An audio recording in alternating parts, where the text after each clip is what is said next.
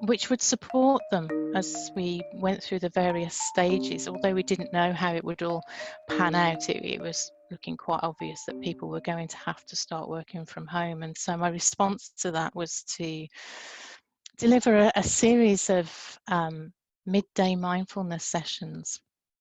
I was very keen to term it that because it clearly outlines that it happens at midday every day, and it's just a straightforward mindfulness session. So it's 15-minute series of different themes that I deliver every working day.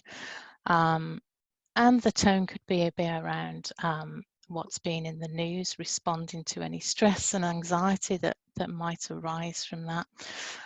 At the beginning, we talked simply about the basics of mindfulness, what it is, why we use mindfulness. As I said, a lot of our responses have been about stress and anxiety. We've talked about things such as judgment. We can have judgments of other people and their behaviours in this time. But conversely, we look at things such as gratitude and positivity. And this week, we've very much focused on well-being. We've talked about things such as nourishing and depleting. And tomorrow, we're going to be closing our midday mindfulness week with a body scan, just to take everybody into the weekend. And the feedback from that has been really positive. Colleagues have found it quite supportive over the last 9 weeks I've been delivering these sessions for now. So I think it's struck a chord. I think it's found the right mood within the organisation. People seem to want something that they could use as a way of coming back to the moment. Of course, that's what mindfulness is all about, and having that available to them, to be able to drop into every single working day, just to break up that day because of the time that I'm delivering it as well, has really gone down well. That's lovely. Michael, is there anything that you'd like to sort of chip in there in terms of what it's meant to the senior leadership team, because you're a partner in EY? So what's it meant to your peers to have that resource?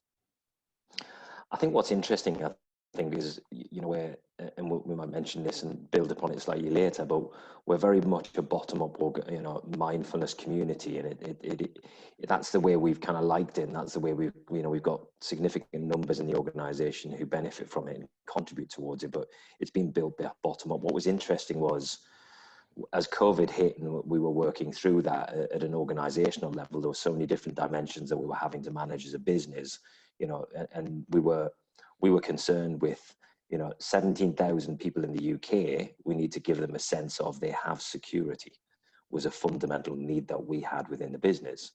And we also think about serving our clients, because we're a client serving organisation. So there was these two things going on, and we were communicating very actively across these two dimensions.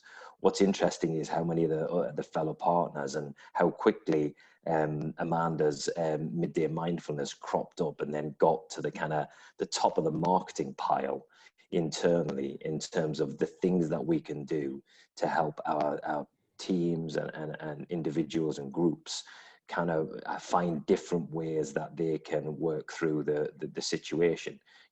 From as I say, getting 17,000 people to remote work was not an insignificant challenge. Then communicating to 17,000 people and finding out how they're feeling is a not insignificant challenge. But the Mindfulness Network, what I loved about it was we hit the top of the charts pretty quickly as, here's some things that you can do to help your well-being and your sense of, how you're able to manage this situation. And again, it wasn't like I was having to push that into the leadership team for a change. It literally was organic. And from feedback mechanisms come out of the teams, it just flowed from there. And it's been a very powerful and humble kind of element to what we're doing, I think. And it's been really great of Amanda's initiative. Thank you. And Amanda, what sort of numbers are you reaching? We've had a question. How many people turning up? So if the numbers are to be believed, I think I've reached 260 people over the course of the last 9 weeks. Now, those people aren't joining every single day. They may have joined one session, they may have joined 2 or 3 sessions a week, but I'm averaging between 50 and 60 people joining the calls every day. Today I took a note of how many people joined, and I had 53 people on today's sessions. So yeah, that's the average that I'm getting on a day-to-day basis, between 50 to 60 people. And you're running it every day? So it's every day, every working day. Yeah. Every working day. You don't do weekends, I see. No. It seems not unreasonable. Amanda and Joe Wicks are on a similar schedule. Mine is less intensive physically, though. Excellent. So that's a lot of work. That's a lot of resource that you're putting into that. What's it felt like leading that as the champion, as the person who's putting that together? What's that been like for you? There have been 2 strands to it in many ways. After 6 weeks, I kind of thought, have I bitten off a little bit more than I could chew? Because originally I was supported by 2 of our mindfulness champions. So that the way that we have our network structured is that we have, think of it like a pyramid. At the bottom we have our members, and then we have champions, and then we have our trainers. So as a trainer, I'm supported by champions in the UK and I. And a couple of our champions were supporting me in those first 6 weeks, and one of them has now gone off on maternity leave, so it's just me and one other champion at the moment delivering. But that's actually turned out okay. I think much of it is my own anxiety based around, are people going to find the content still engaging? Is it still going to be useful and beneficial? But as time's going on, I'm still getting that same feedback of how powerful it is, how useful it is to our broader EY community. And on a personal level, it's been really helpful for me. I came to mindfulness because I have challenges around mental health with stress and anxiety. And so I try to bring to the sessions my own experiences. I touched on this a little bit earlier. I talked about things like judgment. We've had sessions on managing in isolation. And these sessions, by and large, are based on my own experience. I can't think if I'm feeling it, other people are feeling it as well. And if somebody's talking about it, that's going to precipitate a conversation. So yeah, for me, it's been really supportive in that way. The great benefit I feel is that I'm giving something back, and that was the whole reason why I trained to teach mindfulness. I wanted to give back the same benefits that it has given to me in terms of supporting my own well-being. Thank you.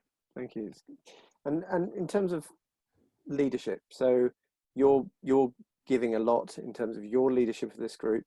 What does it mean to have Michael championing you? And I know he's in the room, but we've talked about this, you can be honest. But what's it like to have, and what does it mean to have senior buy-in, I suppose is what I'm saying?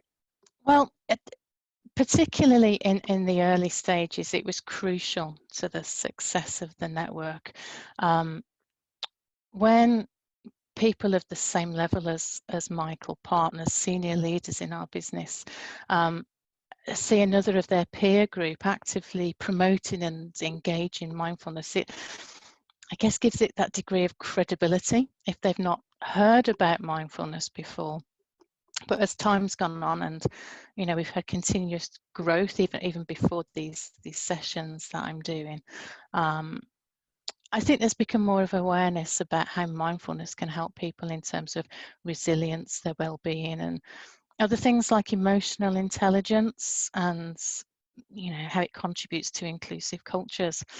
And I think that conversation and leading up to now has really helped with the buy-in from senior leadership. And as Michael mentioned earlier, it's about accepting mindfulness in the mainstream.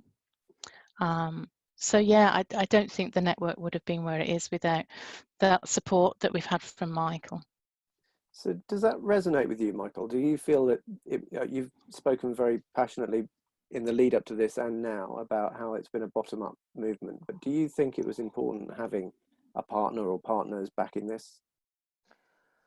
I suppose, there's two strands to it. I think the first one is, Amanda and I have talked about this a lot in the past. It's that the power of it is the bottom up nature of it. And I feel really passionate about that. And it's really important that people acknowledge and recognize that. But you've also got to sort of think about the way leadership structures work and the way sponsorship works and the way that kind of things get, promoted or not promoted or financed or not financed, or people being given space and time to do something in the working world or not. And I think that's probably the dimension that, is the leadership dimension. We're a partnership structure, but, we're quite a big organization, but you've got to have somebody who's going to speak up when the challenging times come in. So for instance, we had a period where we were bouncing around of, is this a well-being initiative, or is it a leadership initiative, or is it a mental health initiative? And I was always saying it's mindfulness. That's what it is. And yes, and yes, and a bit more too. And so for us, it's about having that conversations. And one of the things I feel particularly is impactful is I run a P&L. I'm not I'm not an HR person. I'm not connected into training. I've got none of those connections. I run a bit of our business. I'm under the pressure every day to perform, deliver my P&L, deliver my revenue, et cetera, et cetera. And I think that's the point where I particularly say to people, my practice has helped me become a better leader, and mindfulness is really important in this. And that does make some people lean in who may not, and who may be a bit cynical. And that means that other people get the time to invest in their practice during the working day, for instance, that perhaps it wouldn't have if we just had a purely bottom-up movement. But I think you've got to be careful that you don't run away with it and become egotistical and think that, you're doing something special, because you're not. It just so happens I happen to have a platform which is helpful for Amanda and the team. That's the way I kind of conceptualize it, I suppose. Mm. And you mentioned that people lead in when they hear about that dimension of it. Do you find, well, an open question, what's it taken for you as a leader to do this? Because, and I spoke to you about this before, when I was a director in the UK Civil Service, I was very conscious that to some extent people couldn't laugh at my face. What they did behind my back, I wasn't quite sure of, but it took a bit of courage to do that. Is that something you felt, or how's it been? I suppose I sort of quite like what we're doing, in the sense that it's a bit of a juxtaposition. Like, nobody really expects the kind of quite hard-faced, doesn't smile that much Geordie, who's a partner in EY, who's, doesn't really put up, doesn't put up with any of, I won't swear, but doesn't really put up with much. And then you expose to them the power of meditation, of your practice, of exposing your vulnerabilities, talking about what you have got to give back, and the power of that to make me a better human being through my life journey. It completely flummoxes everybody. It's like a judo throw. There's a kind of, in emotional intelligence, I think it was that's mentioned a bit in the guy who wrote the first book. And it's kind of like, you sort of judo throw, you use their energy to kind of just lay them on the ground softly and kind of say to them, look, this is a good thing. And so I suppose like that's kind of how that's helped me immensely in me and who I am as a human being, and how I deal with life. But it also helps me kind of get on the front foot about mindfulness. And it's not something that, we have to hide away and stick it in the back corner and kind of say, yeah, let's take a box of corporate social responsibility and say we do mindfulness in EY. It isn't for that reason that we do it. It's to help people, and it's to make people feel more of a sense of community and a sense of love. And I use the word love quite unequivocally in EY. And it's nice to kind of break down some barriers by making some statements like that. If that makes sense to people, I don't know if it does. Makes enormous sense. Just immediate question is, how's that received? So how does that feel in the boardroom or in the partners room when you're putting that forward and explaining that? I think it has to be listened to when, the job of work I do is delivering growth to clients, and I do NPVs and ROIs, and I talk about, buying and selling and acquiring organizations and this and that and the other. So you kind of, when you say to people, people say, well, you know, what do we do? How do you do it? What, you know, and you get into, for instance, mentoring discussions with people who are going to get promoted, and they say, well, you know, what do I need to do next? And, you know, they're all kind of super eager because they're consultants and they want to do things really super fast. And I was like, well, have you tried, you know, stopping and reflecting and just thinking about where you are and just, you know, being in the moment and thinking, decide where, you know, it may go that way, it may not. You may leave EY, you may not. You may do something completely different. And by having the conversation in the context of who you are, I think people have to listen to it, because I kind of say, well, they say, well, because they're almost asking you, how are you? So how are you in the position you are? Not to be, you know, again, it's not about the ego here. I'm just explaining it as an event. And you say, well, partially, part of this is my practice, and, you know, trying to slow myself down because I'm so fast and so worry. I need to slow down when I've got 15 different projects and this and that and they're running. The way to do that is to slow down. So why don't you try that? And it's amazing how many of the, you know, the teams I've worked with and the leaders I've worked with have said, oh, you know what, that's really interesting. And they go away and they read a book, or they have a little chat, or they do something, and they say, it's amazing how many people say to me, can you send me details of the Mindfulness Network? I must get that asked about 3 times a week. And they go, can you send me the details? I go, yeah, cool. It's just like, you know, bang, there's another potential advocate and a potential person who can get benefit. And that trickles down. And I think that's where Amanda's probably been sick of it over the years, Mickey, saying, can you speak to this person about mindfulness? They're kind of, you know, they're really interested. And does that resonate with you, Amanda, in terms of this sense of openness at that level, and how does that sit with you? How does it feel from where you're sitting? Yeah, I totally agree with what Michael says. We had a discussion a couple of days ago, and we were kind of having a little bit of a joke that Michael, being a partner, he's kind of like a shark at the top of the pond, whereas as a level 1, I'm just floating along at the bottom, eating up all of the debris. But we can have those conversations at EY. There's not that hierarchy within our organisation. So at the start of the crisis, our UK&I chairman and our FS chairman, they're having regular conversations with our people, and they asked for examples of how we're helping our colleagues to manage the current crisis. And I had absolutely no hesitation in approaching either of them and saying, this is what I'm doing. I represent the Mindfulness Network for UK&I. This is what I'm offering. And there are no barriers to that. These very senior people, I can't go any higher in UK&I. I have no hesitation in talking to these people and just saying, hello, this is me, this is what I can offer. So very much leadership are on board with whatever supports the well-being of all of our colleagues.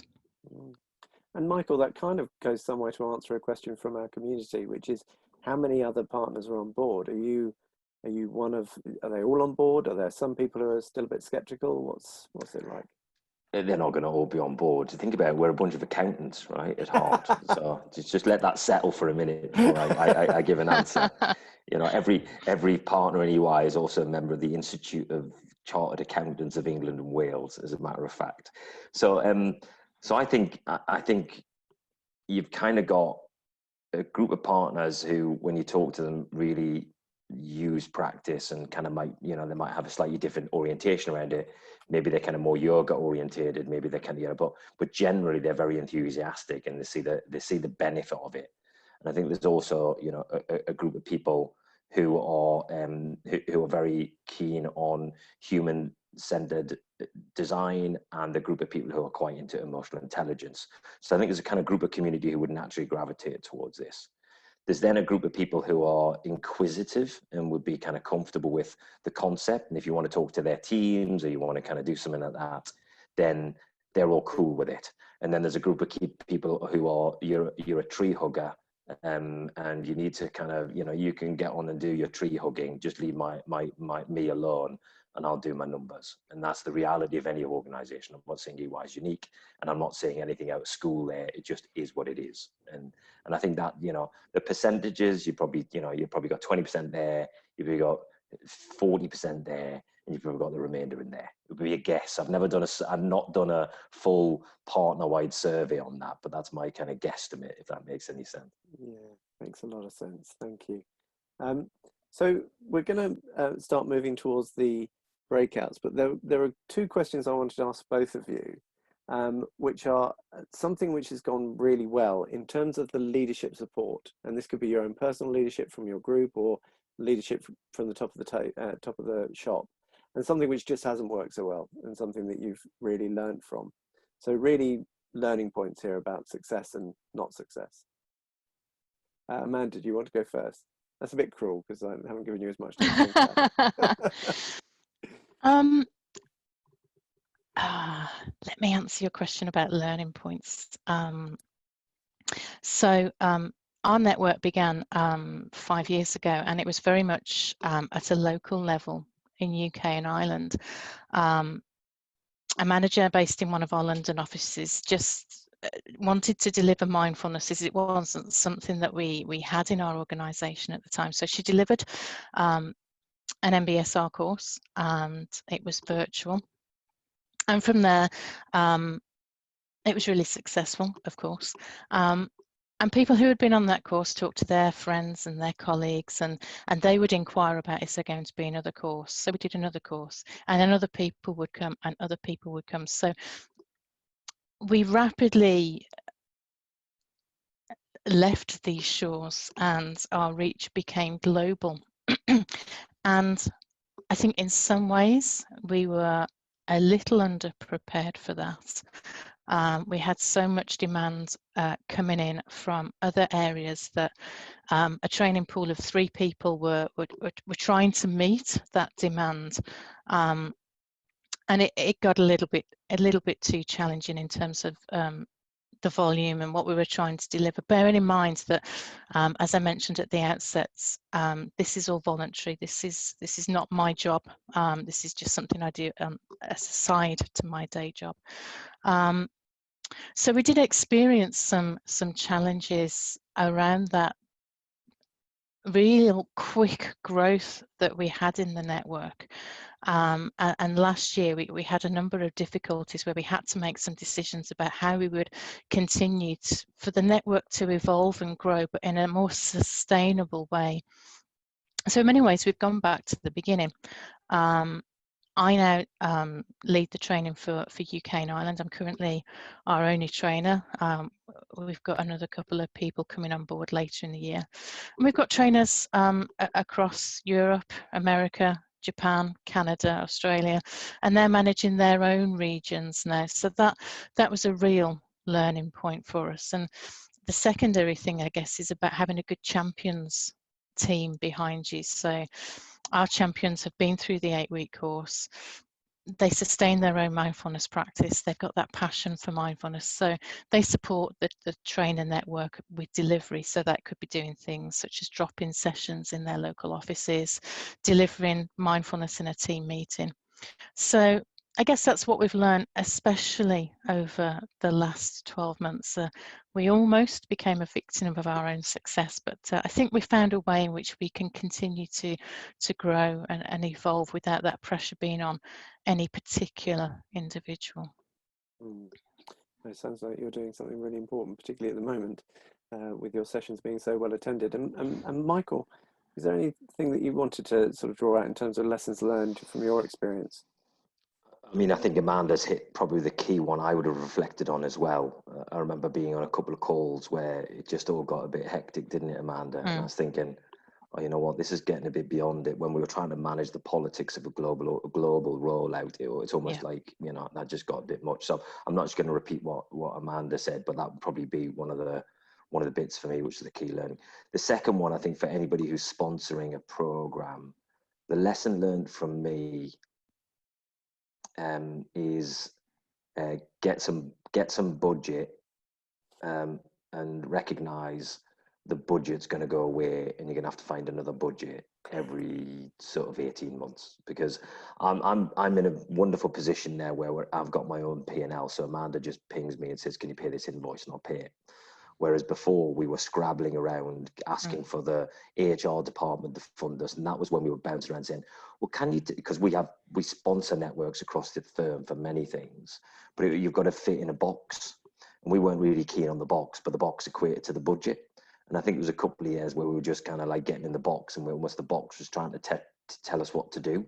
And we lost our way a little bit then, not as much as the global rollout. But so I think you have to be very, you know, in an enterprise, in a large organization, you have to find a way to continue to provide a budget. It doesn't take a lot. And then, so that's my kind of key one, is just about, you know, being able to lay on the courses, you know, silly things like, you know, food, drinks for the meetings, all that kind of stuff. In a lot of organizations, just knowing where your money's coming from and hanging on to it, or finding a different pivot every couple of years. Your budget's going to be under pressure, so find a home for it. That's kind of probably my additional learning on top of Amanda's. That's really helpful. Thank you very much indeed. I have a feeling that we could carry on chatting at some length, and would like to very much, but I also know that the community would like to sort of have a chance to discuss this themselves, and really drill down into some of what they've heard, and also some of their own experiences. So the way that this works for anybody who's new to these sessions is we're going to go into Zoom breakout rooms. Teresa will facilitate those, and I just need to do something technical, which is always good. And I think you're going to be in rooms of about 6 to 7 people, and we are going to give you, as I say, about half an hour to have a conversation. And the conversation is really up to you, but what I would suggest you consider is experiences you've seen where leadership have really helped in the delivery in an organization, and experiences where for whatever reason the leadership, it hasn't worked. And this isn't about individuals, this is about something where there's just been something which hasn't worked, or where you needed more support at the top of the shop, or something which you would have a learning experience from your own experience in your practice and in your organizations. Amanda and Michael are going to be in the rooms, but this isn't an opportunity to quiz them completely. I know that we'd like more of their time, but it really is for us to have a conversation, and we're going to be observing in the rooms as well, and we might pop in and out of different rooms. So if we appear and disappear, that's the magic of Zoom. And then we're going to come back and, as I say, nominate somebody to report back, so that somebody knows that they're going to speak for each one, and then we'll just have one observation or a little bit of input from every group. And the final thing is, can you keep your introductions as brief as possible? There was an observation from the last time that obviously if we go into some detail about our who we are, then we lose quite a lot of time. And at that point, I really am going to be shush. Here we go. Great.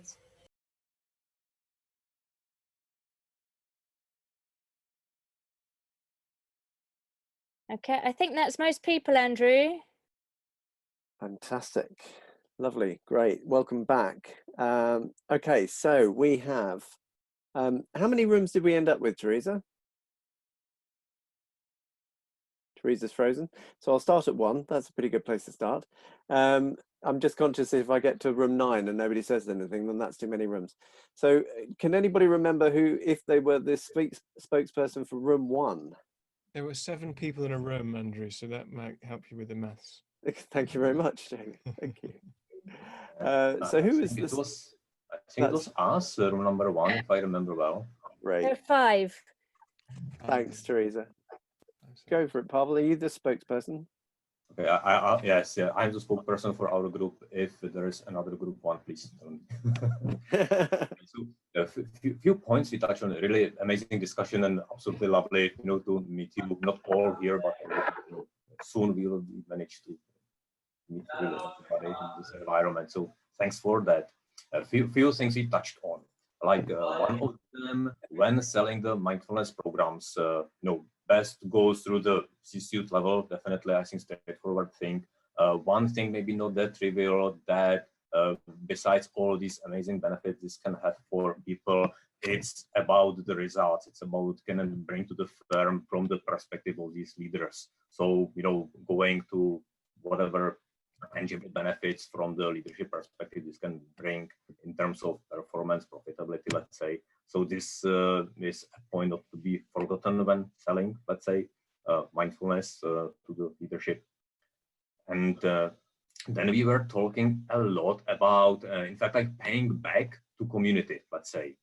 And in fact, we were looking into this more from like the organizational perspective, because we had quite some representatives, or let's say third parties or smaller organizations. But we were thinking like how this is working in the firms in terms of paying back to the community. And first of all, so the first thing is that in fact the people in the firm can benefit hugely, immensely from them. This is kind of the first target group, like the internal employees. The second natural one following are the clients. In the general, the clients base, where there are established connections of trust between the people, and their ears, hearts open, let's say, to whatever the message is there, and that it may be very genuine, in fact, like connection or how to say, conveying the message like to the client base wholeheartedly, let's say, to extend this help further to the community. And then another good area where this could be extended are in fact like the families of the employees, where this could be also being kind of an accessible group, let's say, for this paying back. And then another good idea, I'm not sure if this was like in reality or just a kind of proposition, that in fact like the organization can be sponsoring kind of events like at schools. And I was thinking about Dentons law firm, that maybe Dentons could be sponsoring a mindfulness event at some law school, let's say. And last but not least, it touched on that this can be in fact like very much the area for the CSR, corporate social responsibility activities, where firms are supporting many charities and so on. So why not to also introduce mindfulness programs within this kind of CSR framework? Yeah, I think that it's more or less like what I noted down. If there would be anything else to add, please go. I hope I did not twist it anything too much. That sounds great, Pavel. Thank you. I'm going to move us swiftly on so that we all get some space. So who was the spokesperson from room 2?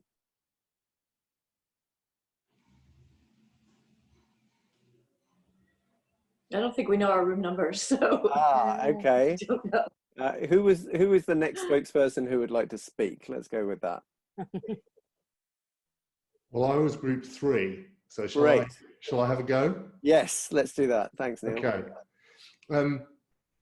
So we were very fortunate to have both Karina and Tracy in our group, who both work for Denton's law firm, but in very different geographies and roles. So Karina is a partner in Poland, is that right, Karina? Yeah, and Tracy in Manchester.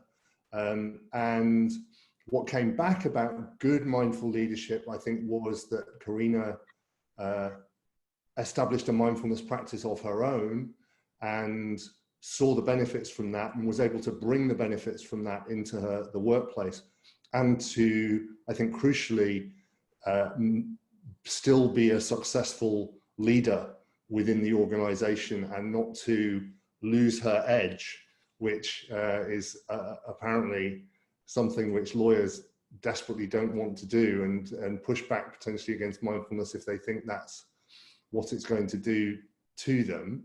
And then they were able to seed mindfulness, and still a lot of work to do, but to seed it throughout Europe and to see small communities or communities of mindful practice growing within the organization. Is that roughly right, Karina and Tracy? Yes, it's right. Okay. And then we talked about less good practice that we'd seen. And we talked to, Yolanda brought the example from a banking context where there'd been a big session about mindfulness organized, but the person running the session started talking about productivity and making people more productive, financially successful contributors to the organization. And we talked about the very fine line that sometimes we have to draw between, on the one hand, helping people to deal better with their stress and becoming more resilient on the one hand, and then on the other hand, creating better drones to tolerate the intolerable, and how there is sometimes a fine line to be drawn between those one desirable, one undesirable outcome. So I think maybe that was the heart of our discussion on those 2 points. Thank you, Neil. That's great. So who's going to go next as the spokesperson for a room? I'm happy to go next. Brilliant. Thank Yeah, you. so our group talked about the importance of engaging leadership in mindfulness. But I think, speaking from a Lloyd's perspective, we talked a little bit about the fact that the CEO is highly committed to mental health.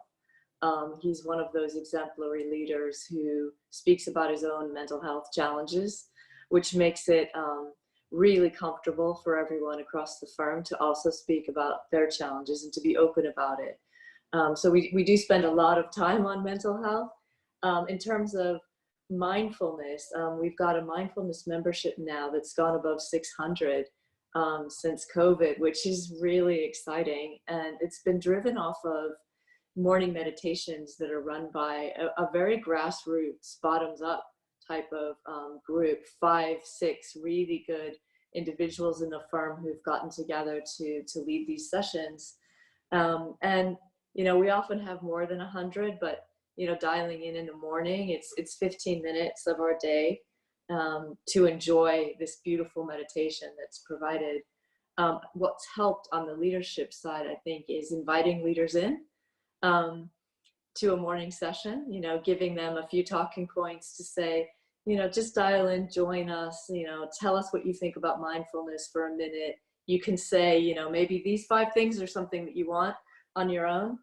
And I think it's a good message for the ones who are on the meditation, and it's very inclusive. It gets the leadership team engaged, so they actually learn a lot about what's going on in the firm once they're invited into a session.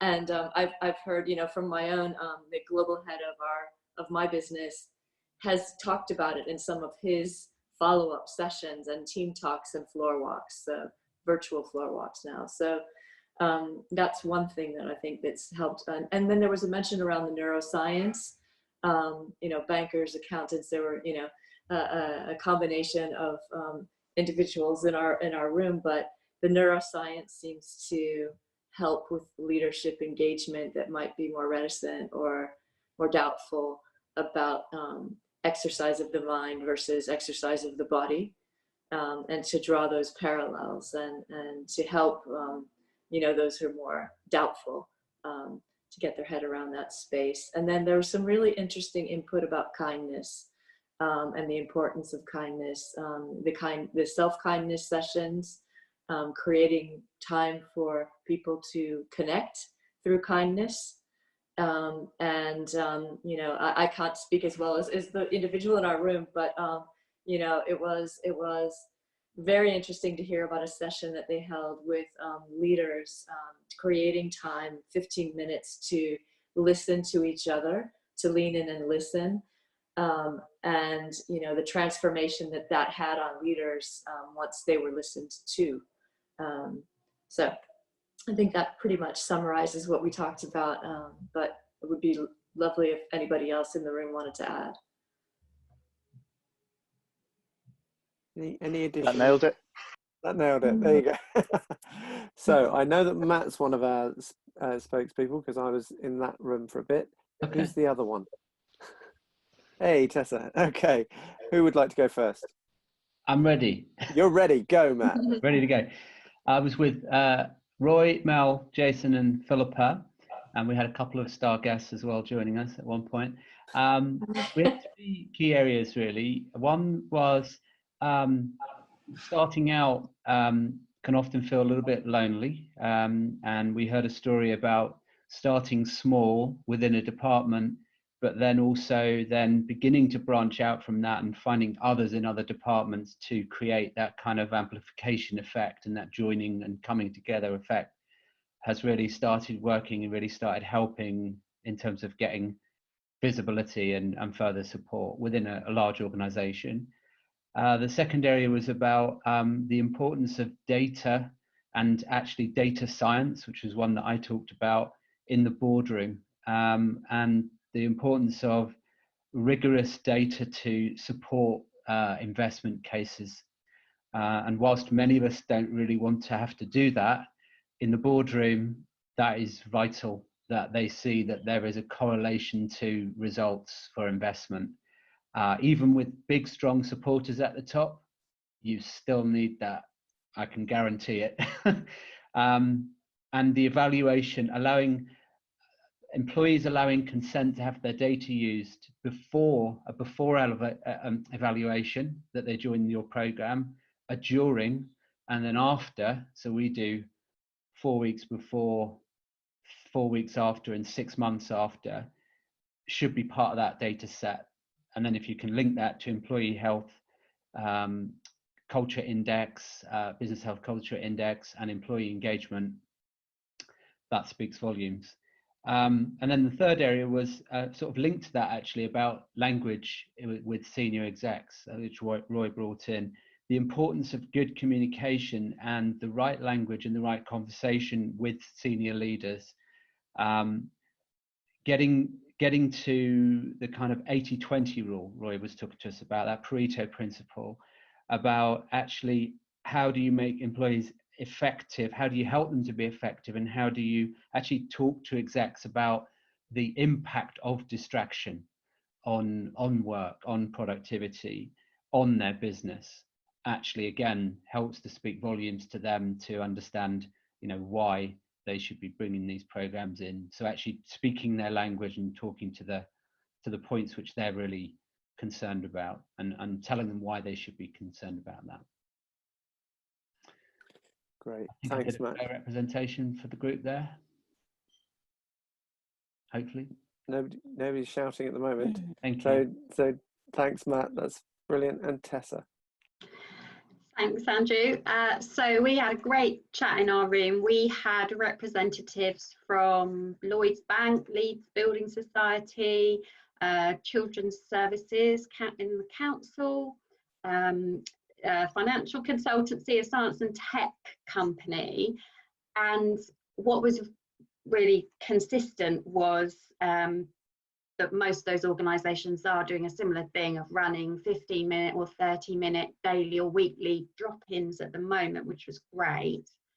Some ideas around what's helped in terms of leadership. So I think inviting senior directors to attend the sessions. There's a great idea about emailing attendees after the sessions and just asking for a chat. To sort of make new connections with potential sponsors, because we felt it's really important to find the right sponsor. We felt overall short, sharp mindfulness interventions that are sort of non-committal, that allow people who could be quite skeptical to just try it before they buy. And really leveraging your champions so that you can start to build a sort of sustainable model as you go through. And we also had an interesting chat about, should we be trying to engage people who think it's tree hugging? And I was just sharing an example of a lawyer who was involved in a mindfulness program, coaching program that I did, who was very, very skeptical, but now is sort of the greatest promoter and the biggest advocate. So I think that's a summary of what we covered. Anyone else, feel free to chip in. Great, thank you, Tessa. So is there anything that anybody didn't hear in their feedback that they just wanted to share or amplify? If not, then I'm going to go back to Michael and Amanda to just comment on what you've heard, and if any of that resonates, if anything sounds new, or if there's anything that you wanted to share following the sessions that you'd listened to. But that's just wanted to ask if there's anything that anybody wanted to amplify or pick up from their groups first. Cool. Okay, so Amanda, Michael, from what you've discussed at the start, what you've heard in your own breakout groups and that feedback session, what resonates, and is there anything new for you there, or is there something which you wanted to draw out? Amanda first, as you're unmuted. Curses, my efficiency. That's twice actually. That's really unfair. Sorry. I did write down a couple of things from the various conversations, particularly about senior leadership and how perhaps in this current crisis, the term that was used was leaning in and listening. And I think now senior management are more broadly buying in to mindfulness. I think we've all used the term mindfulness as maybe sounding airy-fairy at some point or another, and Matt of course commented about the language that we sometimes use, but I've noticed throughout the different conversations that it seems across the board senior leadership are now starting to listen to more about what mindfulness can offer its people. And of course we've still got that approach where they want to see what the return on investment is. And at EY, of course, we provide data and metrics about how mindfulness is enhancing our employees' well-being and their performance and so on. But I think the conversation's very much attuned to supportive of well-being as well now, more than a kind of analytical approach. There's a more human embracing towards mindfulness that's coming from the top now, which is I actually find that quite heartwarming. It's been really nice to hear. Thank you. I think I would just almost reinforce that point, Amanda, in listening. I think two things that I see both with working with clients who are undertaking transformations and what we're doing in EY is the notion of how you draw together data-driven decisions and human centricity. So people are thinking about this with their consumers, particularly in COVID and what's happening now. This notion of machine and data-driven decisions and ROIs and all the kind of things we're more comfortable with in business setting, but humans at the center are fusing together without a shadow of a doubt in the boards that I'm talking to, during and before COVID. I think COVID's just reinforcing that. And I think a couple of people in the sessions mentioned the neuroscience. And I think if you take the extension of, where we've come from in terms of the neuroscience, my wife is a psychiatrist, so I kind of often debate this with her. And she was a neuroscientist who became a psychiatrist.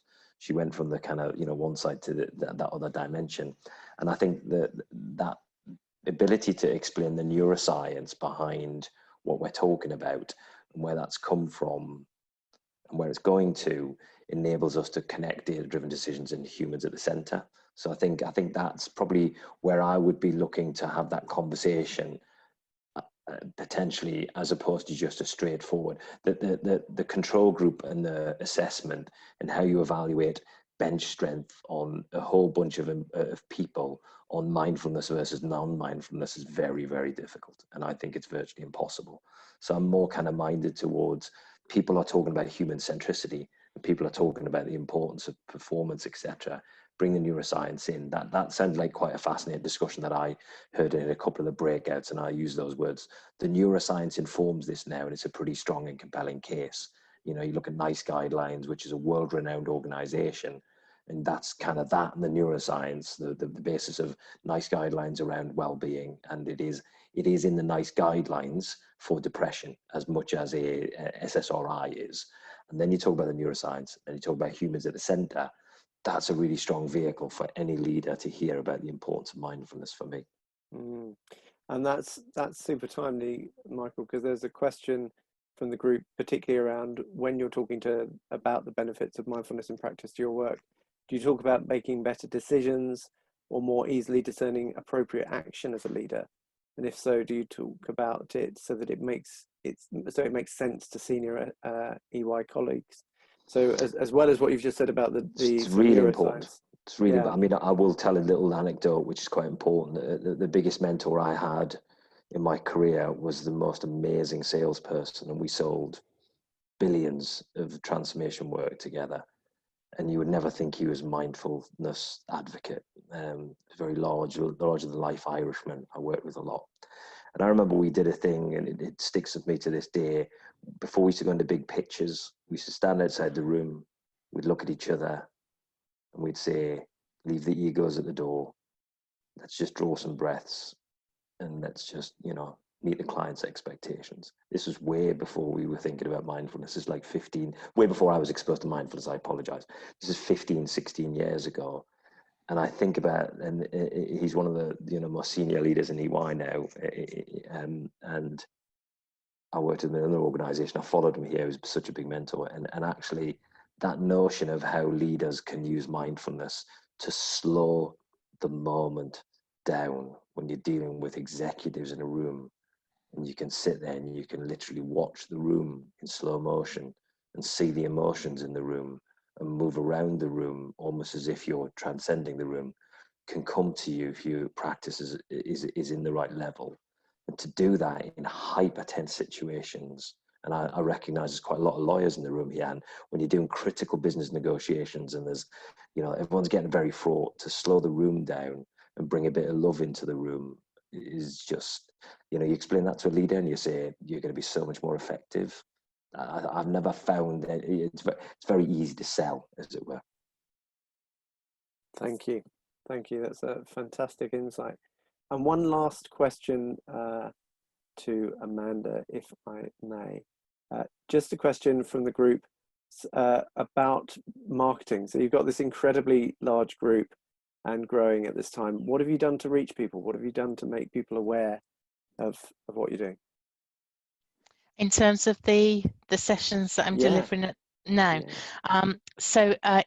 We started, so week commencing the 16th of March, I sat down with my comms team, and we just put out a very quick and ready bulletin to our members in UK and I, just saying in response to what's happening at the moment with the COVID-19 situation, the Mindfulness Network would like to try to support you by delivering a series of midday mindfulness sessions.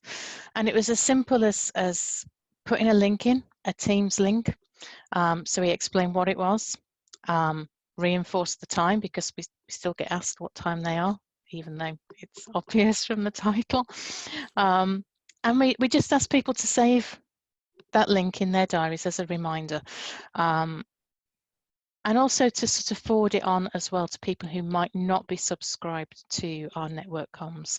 And it's really grown from there. I think a lot of the delivery of mindfulness we do at EY, and I've said this before, is grown organically. It's very much from word of mouth. So our members have maybe passed that on to other people, and they've become more involved. And as a result of that, I'm seeing more people actually requesting to subscribe to the network as well. So, that's how we introduced it. That's how we've grown it. And I'm hoping that it will be a good platform to continue the growth of the network, sort of beyond this. Amanda, what a lovely note to end on. We started on a note of that sort of bottom-up and organic development of the program, and Michael spoke so passionately about that, and to end on that as well is just perfect. Thank you so much, Michael and Amanda, for an absolutely insightful evening session. Thank you for everybody's participation. It's been great being part of it, and I look forward to seeing you very soon at the next one. Have a lovely evening and a great weekend. Thank you very much. Thanks, everyone. Thank you. Bye. Bye. Thank you very much. Bye. Thank you, everyone. Bye. Thanks. Bye. Bye. Thank you.